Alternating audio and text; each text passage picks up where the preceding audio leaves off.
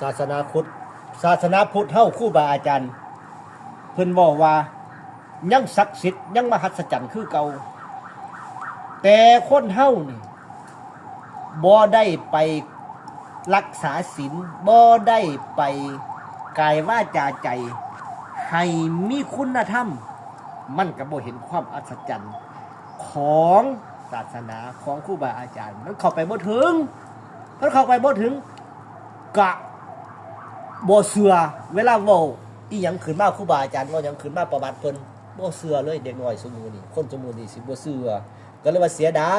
ยหลายว่าซั่นว่าแต่ผู้ที่บ่เสียดายก็คือผู้เชื่อให้เชื่อเด้อล้มก็บ่ตายอุบัติเหตุก็บ่ตายแขนข้อพระใส่สอยเพิ่นก็บ่ตายนี่แหละผู้ที่เชื่อผู้ศรัทธาทำให้เกิดปาฏิหาริย์อัศจรรย์สาธุ